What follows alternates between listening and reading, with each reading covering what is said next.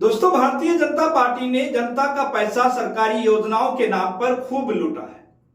जी हां दोस्तों, सरकारी योजनाओं के नाम पर भारतीय जनता पार्टी को चंदा मिलता गया और भारतीय जनता पार्टी अपने पार्टी फंड में पैसे जुटाती गई।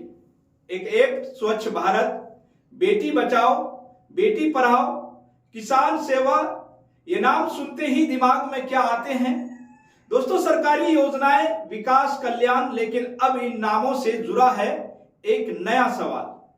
जी हां दोस्तों, क्या सरकारी योजनाएं भी अब राजनीतिक चंदा वसूलने का ब्रांड नेम बन चुकी है?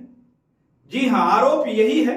भारत की सबसे बड़ी पार्टी भारतीय जनता पार्टी पर सरकारी योजनाओं के नाम पर अवैध चंदा लेने का गंभीर आरोप लग चुका है।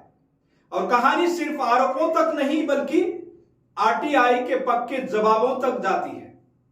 दोस्तों, चेन्नई की एक वरिष्ठ पत्रकार बीआर अरविंद दासन, जिन्होंने ना तो किसी पार्टी से डरा, ना ही कोई खौफ महसूस किया और ना ही किसी सत्ता से प्रभावित हुए, उन्होंने आरटीआई दायर की, सवाल पूछे और ये जवाब मिले, वो भी चौंकाने वाले। नेमो ऐप और NarendraModi.in, जिन पर लोगों को सरकारी योजनाओं के नाम पर दान करने के विकल्प दिखाए गए। उन्हीं योजनाओं को लागू करने वाले मंत्रालय कहते हैं, ना हमें अनुमति दी और ना ही हम जानते हैं और ना ही किसी को पैसे जुटाने का अधिकार है। यानी जनता सोचती रही कि मैं स्वच्छ भारत के लिए पैसा दे रहा हूं, मैं बेटी बचाओ में योगदान कर रहा हूं, मैं किसान सेवा में हिस्सा ले रहा हूं, और उधर रसीदें निकल रही थी सीधे भारतीय जनता पार्टी केंद्रीय कार्यालय से। यानी मतलब यह हो गया कि योजना, सरकारी अभियान, राजनीति और चंदा को भी पार्टी फंड में जाता हुआ। अब इसी मामले पर कांग्रेस ने भी भारतीय जनता पार्टी को घेर चुका है और कांग्रेस अपने ऑफिशियल अकाउंट एक्स पर पोस्ट करते हुए भारतीय जनता पार्टी पर निशाना साधते हुए लिखा है कि भारतीय जनता पार्टी ने साल 2021 में भारत सरकार की स्कीमों के नाम पर चंदा जुटाया। इस फ्रॉड में भारत सरकार की बेटी बचाओ, बेटी पढ़ाओ, किसान सेवा, स्वच्छ भारत जैसी योजनाओं के नाम पर लोगों से पैसों की उगाही की गई है। यह साफ तौर पर भ्रष्टाचार है, जहां एक राजनीतिक पार्टी भारत सरकार के नाम पर अपनी तिजोरी भर रही है।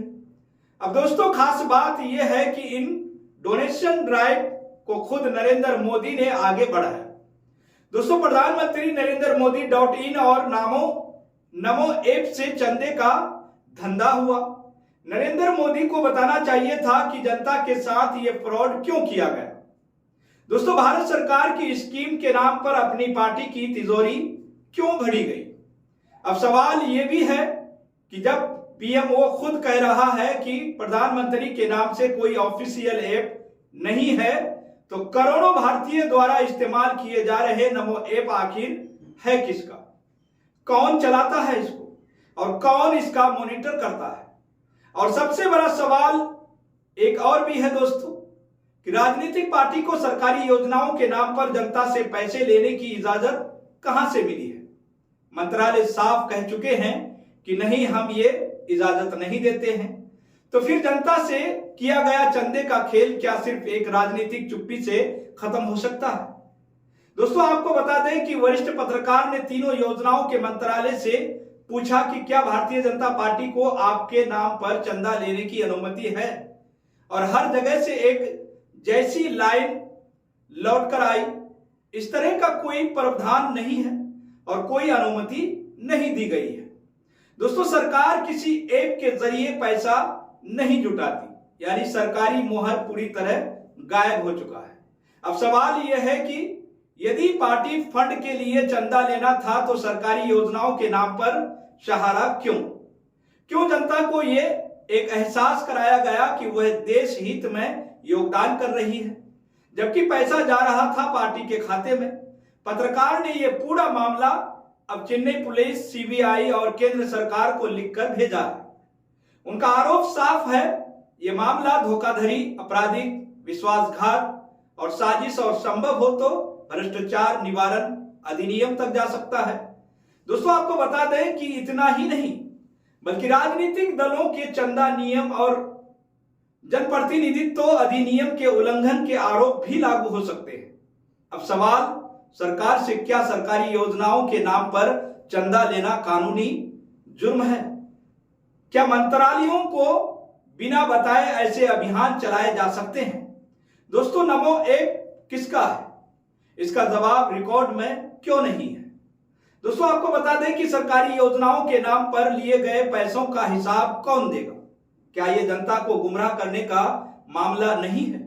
और सबसे बड़ा सवाल, अगर सब कुछ पारदर्शिता था तो जवाब देने में 3 साल क्यों लगे? जनता सरकारी योजनाओं के नाम पर दान देती रही, सरकार और पार्टी चुप क्यों रही? मंत्रालय को कोई जानकारी क्यों नहीं? और रसीदें निकल रही थी राजनीतिक दफ्तर से।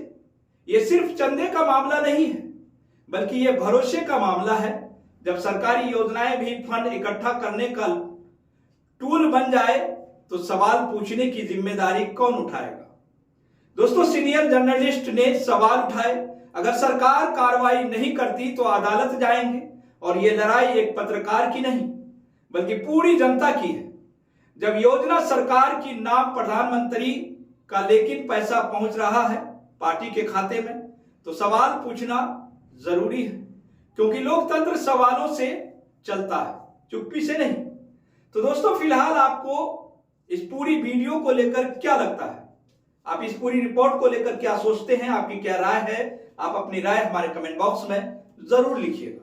और दोस्तों, अगर आपने अभी तक केनी न्यूज को सब्सक्राइब नहीं किए हैं तो सब्सक्राइब जरूर कर लें, साथ ही बेल आइकन को भी दबाना न भूलें।